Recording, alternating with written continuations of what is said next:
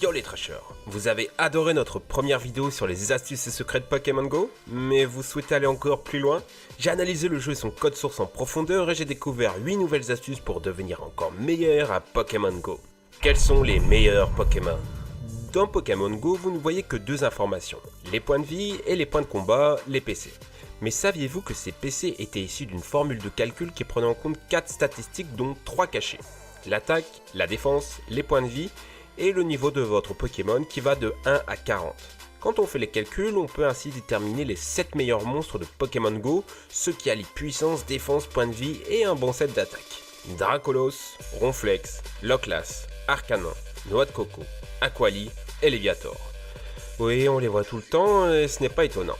Bon, du coup, pour un peu plus de diversité, j'en rajoute 12 autres qui sont aussi très bons que vous pouvez utiliser. Pour les autres Pokémon, ça va être un peu plus compliqué. Montez au niveau 20 en quelques heures. Monter le niveau de dresseur vous permet de gagner des objets et rencontrer des Pokémon plus forts. Autant vous dire que c'est intéressant. Pour monter très rapidement de niveau, j'ai une technique. Capturez un maximum de Pokémon faciles à faire évoluer. Roucoule, Rattata, Aspico ou Chenipa. Ce qui vous permet d'obtenir un maximum de bonbons d'évolution en sachant que faire évoluer un Pokémon vous rapporte 1000 points d'expérience dresseur, ce qui est beaucoup. Mais là où c'est intéressant, c'est quand vous utilisez l'objet E-Chance qui double votre expérience reçue. Vous voyez où je veux en venir? Imaginons, vous capturez 60 roucoules que vous relâchez. Vous obtenez ainsi 240 bonbons et pouvez donc faire évoluer 20 roucoules, soit 20 000 points d'expérience avec le chance. Selon moi, il est important pour un dresseur d'au moins atteindre le niveau 20. Ça permet de débloquer les hyperboles et des Pokémon sauvages ultra puissants. Au-delà, je vais vous avouer, ça se corse. L'expérience demandée est gigantesque et pour passer du niveau 39 au niveau 40, il faut plus de 5 millions d'expérience. Trouvez les points d'apparition des Pokémon rares quand on est à la campagne.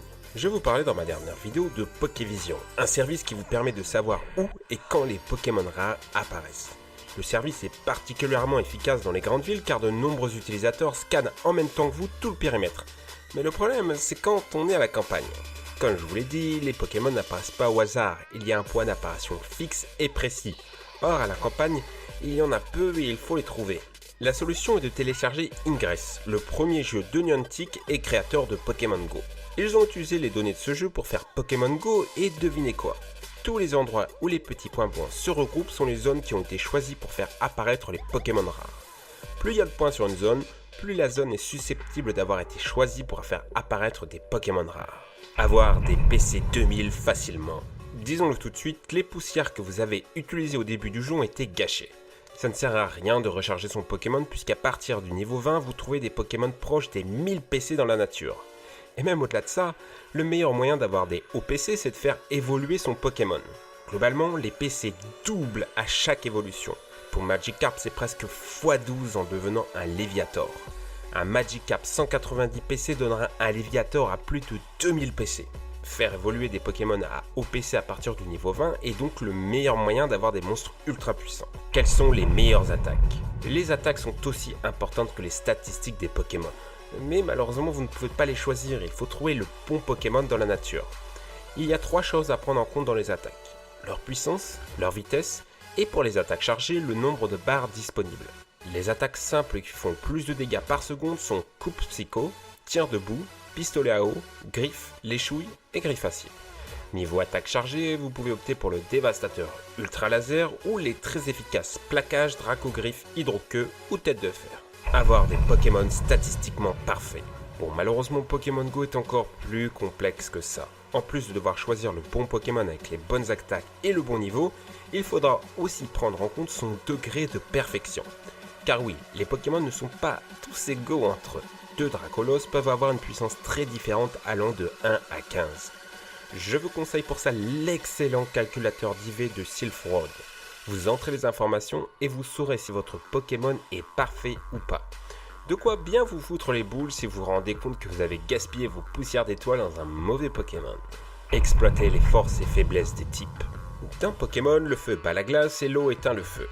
Dans Pokémon Go aussi, une attaque super efficace est multipliée par 25% et si elle n'est pas très efficace, elle est divisée par 20%. Prenez-le en compte quand vous affrontez un Pokémon. Sachez aussi qu'il existe le stab dans Pokémon Go. Le stab, c'est quand un Pokémon utilise une attaque du même type que le sien et a un bonus de puissance. Par exemple, quand un Pokémon feu utilise une attaque feu, le bonus est de 25%. C'est plutôt très bon. Essayez donc d'avoir des Pokémon avec des attaques de son type pour maximiser vos dégâts. Je vous laisse le tableau des types en description. Augmentez rapidement le prestige de son arène. Peu de joueurs comprennent comment marchent les arènes. Je vous explique ça simplement. Pour conquérir une arène, il ne suffit pas de battre une fois l'arène ennemie. Il faut lui faire baisser son prestige jusqu'à 0. Ça peut prendre 2, 3, voire 4 combats à la suite. Quand l'arène baisse, vous avez de moins en moins de Pokémon à combattre car plus le prestige d'une arène est haut, plus on peut y mettre de Pokémon. Jusqu'à 10 Pokémon, dites-vous bien. Vous comprenez donc l'intérêt d'avoir un prestige très élevé pour l'arène de votre couleur. Ce prestige augmente à chaque fois que l'arène réussit à battre une équipe. Est-ce que vous voyez venir l'astuce ? En gros, vous placez votre Pokémon ultra fort dans l'arène et vous envoyez au combat un Pokémon nul pour se faire défoncer à la chaîne. C'est plus de 500 points de prestige par défaite. En plus, c'est assez cool car vous n'avez pas besoin d'utiliser de potions. Vous envoyez vos Pokémon au casse-pipe et vous les relâchez après. Mais si vous vous mettez à 5 potes de la même couleur sur votre arène et perdez à la chaîne, vous montez très vite de niveau. Bon, après c'est assez facile de conquérir une arène quand on est organisé. Vous le savez peut-être pas, mais les dégâts des personnes autour de vous sur la même arène se cumulent. Vous combattez ensemble. Si vous êtes deux rouges et vous tapez à deux le même combat, vous doublez vos dégâts. Du coup, pour gagner, je vous conseille vraiment d'attaquer en meute et ne pas hésiter à demander aux gens autour de vous de quelle couleur ils sont et s'ils sont de la même que vous, allez taper vos ennemis. Et je parle virtuellement, bien sûr. Et voilà les amis, n'hésitez pas à partager cette vidéo à tous vos potes pour leur faire découvrir la profondeur de Pokémon Go. Je vous invite à regarder mes 3 précédentes vidéos sur le sujet. Vous les avez adorées autant que j'ai aimé les faire. Passez aussi sur le site de Pokémon Trash, on a fait pas mal de chouettes articles. D'ici là les amis, bonne chasse, ciao!